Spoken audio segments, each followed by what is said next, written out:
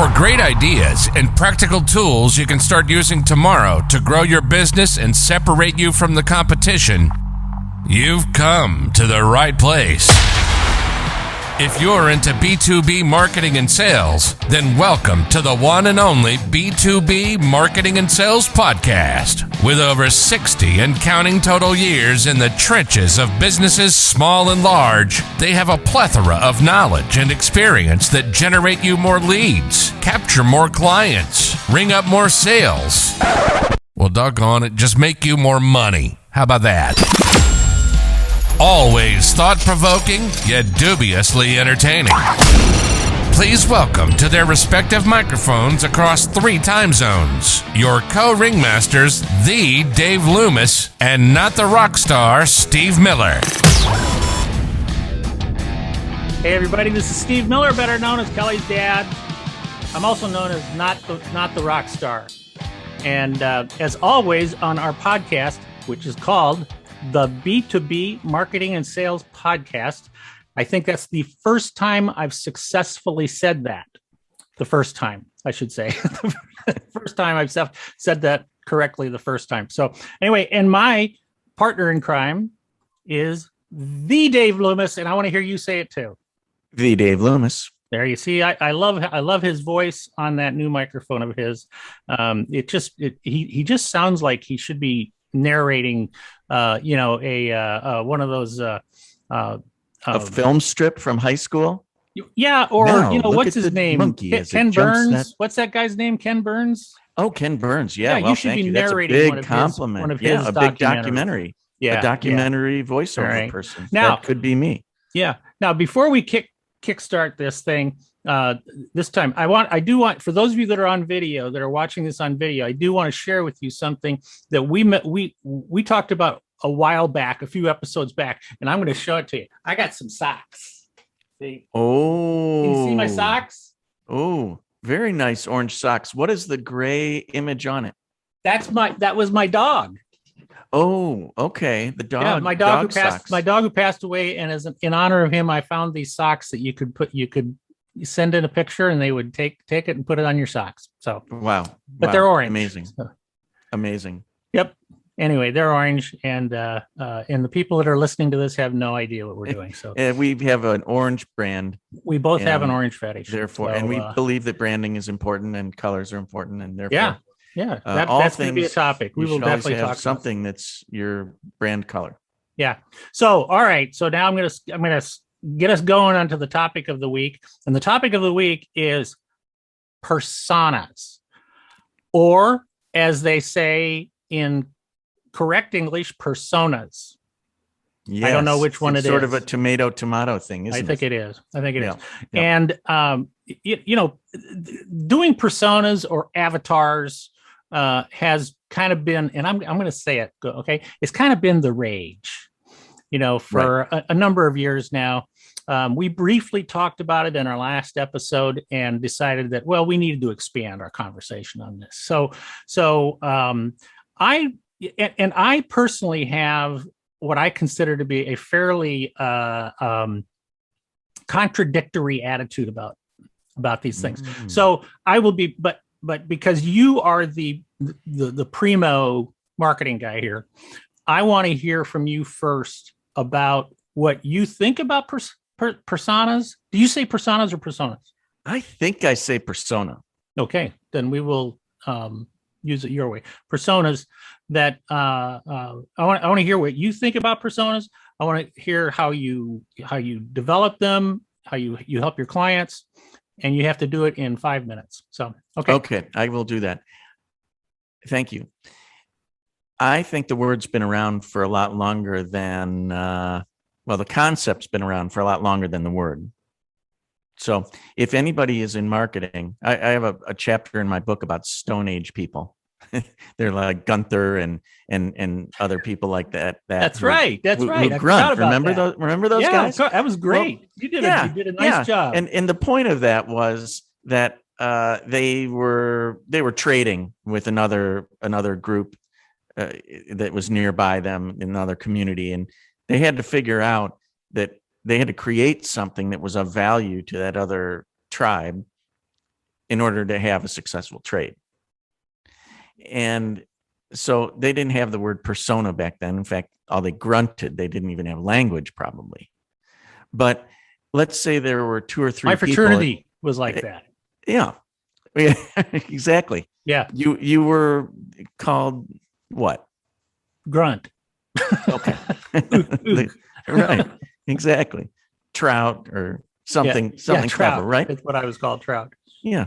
So back in the old days, way back, I think that if there was more than 2 or 3 people that they had to target in this other made up tribe community that they wanted to trade with, they had to think about, for Sally, I don't know what their names were back then, but that we have to do this kind of product and we have to talk to her this way.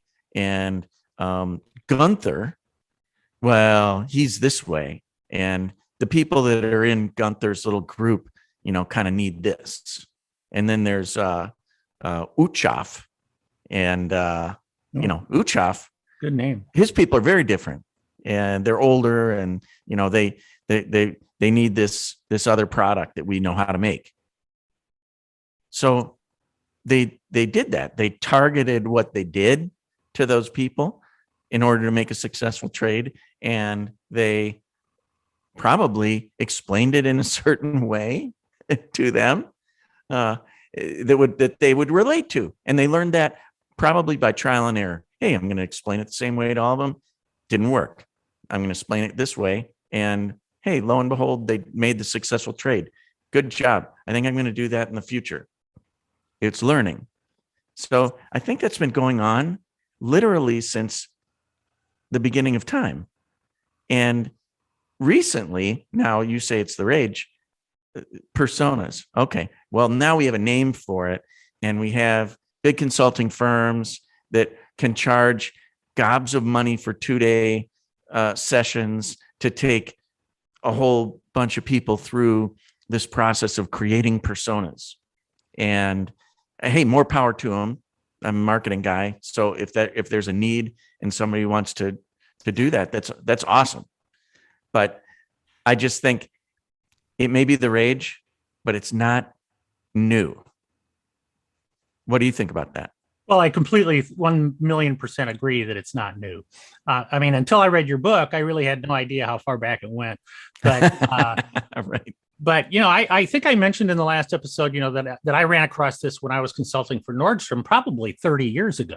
Right. In the meeting with them, where they started referring to Barbara in the meeting, and I had no idea who Barbara was, and it turned out that Barbara was their persona of their typical buyer. Yep. So when the idea that it's new, of course not. It's not new. Just like a lot of stuff that marketing agencies these days, have repackaged and kind of renamed and stuff like that.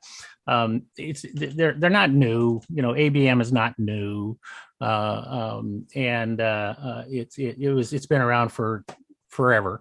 And the same thing with this. My attitude about it is, I think we've taken it too far. Okay. Like you say, if it takes you 2 days in an in-depth, workshop to go through and develop who that persona is for your company, I think the money that you spent on those 2 days is God's way of saying you've got too much money. Yeah. I just don't think it's that important to be that anal about it. Right. Okay. We want to know who these people are. Plus, and I'll throw this at you and then throw it back to you. Okay. I also think there's a very big difference between having an avatar in B2C versus having an avatar in B2B. Very much so. Very much so. I think that's a really good point. So let's talk about that a little bit. Maybe unpack that, as they say. Yeah, sure. So let's talk about B2B. going back to one of our I think our last episode, which was about the buyer journey. Right. One of the most useful ways to apply a persona is to not get too hung up on defining everything and, to the nth degree about that persona, the basics. Right. But then for each, let's just say you have 3 key targets. Go through the whole buyer journey for each of them and determine how it's different and how they want to be communicated with. Like right. you like to say, where's the moose? Find where that person hangs out. So where does this persona hang out? Right. Moose are different than bear, and they're different than kangaroos, and so right. forth. So where does that person hang out, and what's their buyer journey, and how do they act? Because the persona is not an end in itself. It's a means to an end. It's just to help us get a better idea of how to sell to them. That's really all it is, right? Yeah. That's the whole point is to sell. That's the whole point. Now, I would suggest that people go back to Harvey Mackay's first book, Swim with the Sharks. Uh-huh.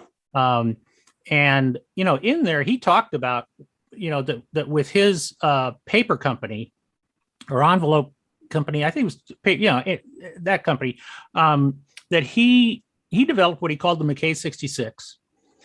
And it was a questionnaire that whenever they had a new customer come on board, that the salesperson who was in charge of that account or something like that would start to fill out this Mackay 66. And it was a very detailed questionnaire that, you didn't really sit with the customer and go through it, but you would fill it out yourself. And it would give you a very, very clear idea of who this person was. Mm-hmm. And see, to me, we should be more like that. I don't think we should develop a persona that we then apply to all of our, like if you're selling, I don't know, rotary transfer machine, and you're selling it to job shops, that are, say, $50 million job shops. They've got 10 CNC machines on the floor, and this one machine will replace those 10, stuff like that. So the owner is going to be the one who's going to be making a decision on that, because it's not that big of a company. I don't think every owner is the same. So the idea for us to say, oh, he's, this is the persona of the owner of that type of job shop. I just don't agree with that. I think there's a commonality between maybe the companies, and that's where, like ABM comes in. Okay. Yep. But once we're there, then I think it behooves us to be as personal, to each one of our prospects. I came across a good quote from another B2B marketer like ourselves who's in this field, named Ardath Albi. Have you ever I do not know her yet. Come across her? She describes a persona as a composite sketch of a key segment. That's not complicated, but it actually is very descriptive. Yeah. But I think the descriptions can be a lot simpler. Like when I describe the moose, to me, like you say, okay, what do I need to know? All right, what do I need to? Because when we're not, the moose is the buyer, ostensibly the buyer. Now there might be multiple people who are in the buying decision process. They might be influencers in there. Okay. And that's why, one of them is a moose, one of them is a bear, one of them is, and what we need to do is we need to know, like you said, where do they hang out? Okay.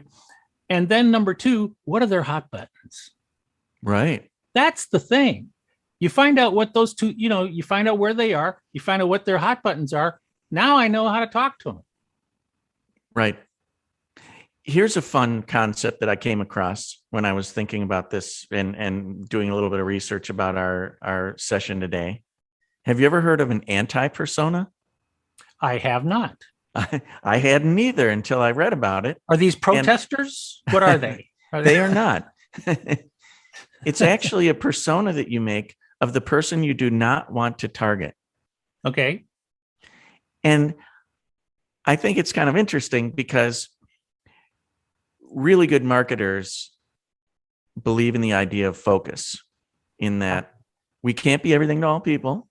Right. If we try, we're just going to be really watered down, and we're just going to do sort of okay across a bunch of different segments.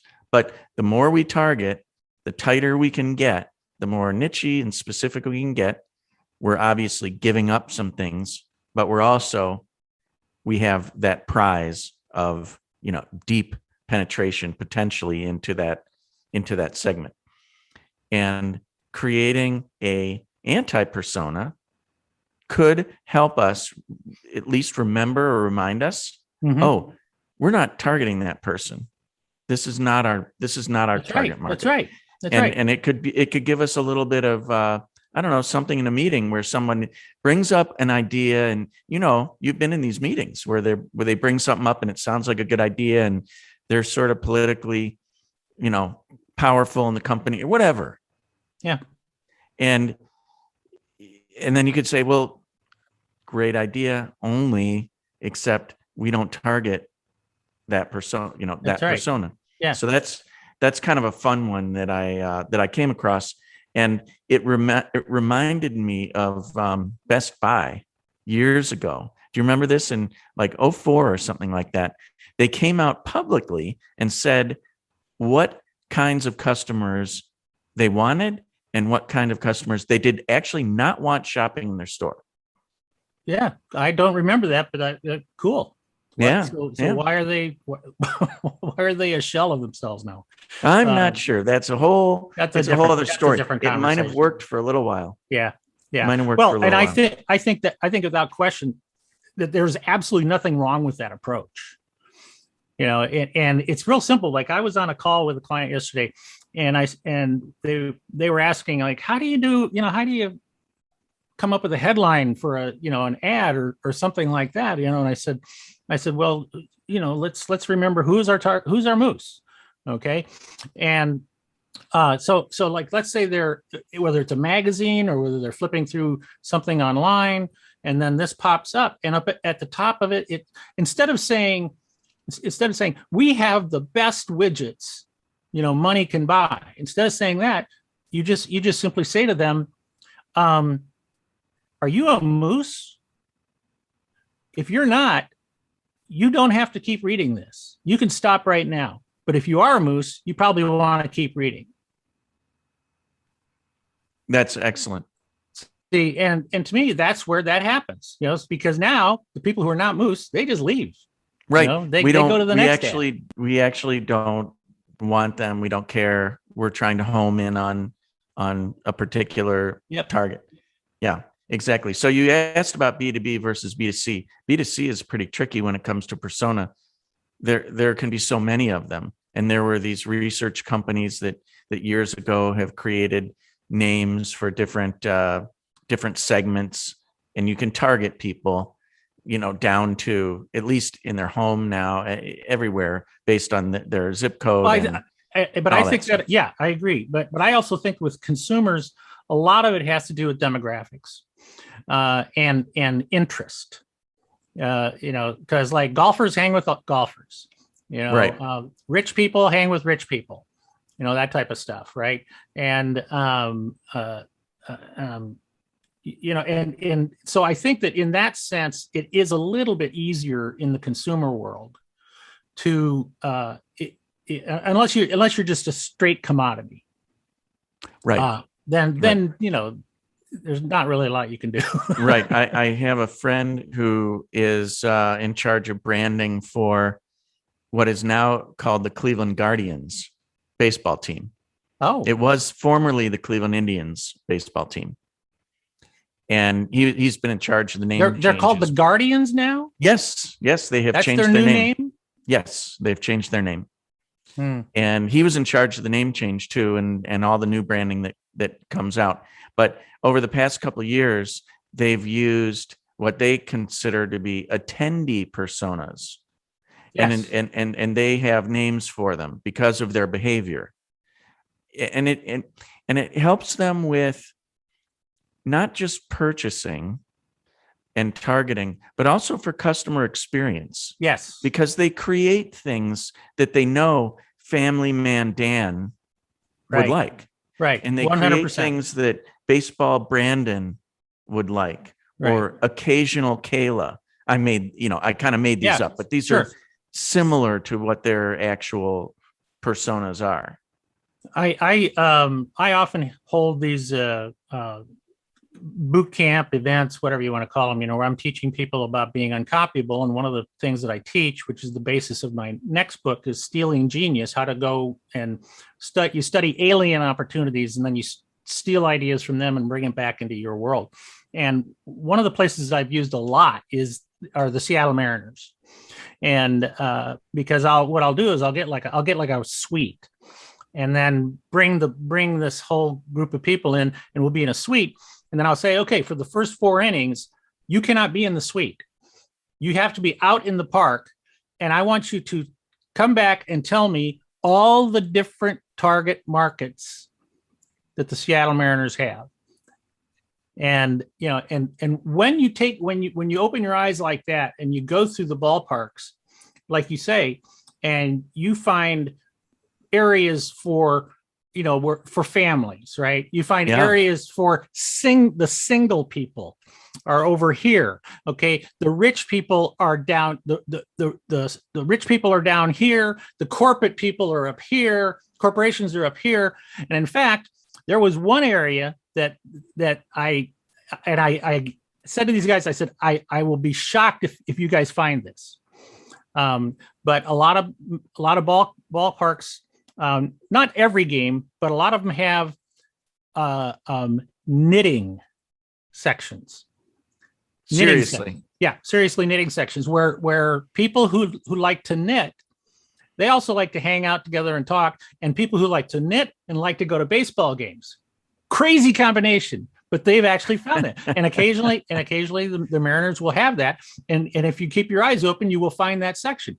And the point is that not only is their messaging ahead of time, their marketing ahead of time goes to all of those different targets, like you're talking about, there's different personas.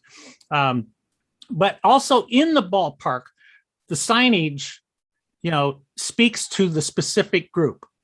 And so if you're in the, if you're a single, you're looking for, all you're looking for is the signage that's talking to you. Right. Because the signage will say, are you single? Are you looking for the single section? Well, the families ignore it and they go in the other direction. Right. Right. So right. It's really interesting how that works. Right. But I think companies, B2C and B2B, we're all wanting to be more inclusive now and making sure that we're covering all our bases. No pun intended. Yeah. Baseball. Ooh, that's a good one. Thank you. But I think that being sensitive to our different types of customers is an important thing, and we can always improve on that. Yeah. Oh, I don't think there's any question about that. And there are ways to do that. I think there are ways to approach some of this stuff. We're out of time right now for this episode, but what I think we should do is kind of extend this topic a little bit into our next conversation, because I'd like to bring the concept of ABM into this, because that kind of, because it kind of fits in there. Account-based marketing, marketing. Or account-based management, marketing. Yeah, I like marketing. We can debate that. We can debate what the M is for. Yeah, and the real value of practicing ABM, and then how do you connect the personas, in there? Where do they come in? So does that sound like a good topic for next time? I love that topic. It's actually very topical. Because I'm working on that very thing with a client right now. Well, so that's perfect. There we go. We're going to solve that for you on our next. I love it. But to episode. Round out the to come full circle on the persona piece, I really don't think that it's new it's a shiny object now in the way that in the word and the way that people have packaged it, and the expectation that's on marketing people to create these elaborate. I guarantee you, there are agency things. people watching us right now going, "Shut up." Yeah, shut up, because I mean, I do a lot of work, but Yeah. let's face it, they can still continue to sell that, and they should. It's just let's remember, this is all about driving sales. That's what this is all about. So it's not to create a persona because just for the sake of creating it. It's for a reason. Yeah. So that we can sell to them, and also, I guess, serve them better for better customer experience. Make sure that we're acknowledging them. That sounds good. Sounds good. So, all right, I'm going to take us out of here. Do it. I and because I don't want us to be get off base. No, we're coming home. We're obviously we just rounded third, and we're coming home. Killing me. For sure. Bring us home. You're killing me, Smalls. All right. You're right. So, okay, everybody. Really knocked it out of the park. Another one, for sure. Another one. I am not Trout. I'm Otter. But Otter. Okay. Remember Otter? Yeah. Oh, yes, absolutely. Yeah. So thank you for joining us again on this episode of the B2B Marketing and Sales Podcast. And I am Steve Miller, better known as Kelly's dad, and not the rock star. And take us out of here. This is the Dave Loomis, and it's been a pleasure speaking with you today. And thank you so much for joining us. Join us again for the next episode of the B2B Marketing and Sales Podcast. We'll see you next time. Ciao. Bye-bye. Thank you for listening to another episode of the one and only B2B Marketing and Sales Podcast, the source for B2B marketing and sales insight. If you enjoyed the podcast, please be sure to subscribe and leave these old guys a 5-star rating. Check the show notes for any links and contact information. You can always contact us by going to b2bmarketingsalespodcast.com. Thank you, and keep on marketing, keep on selling.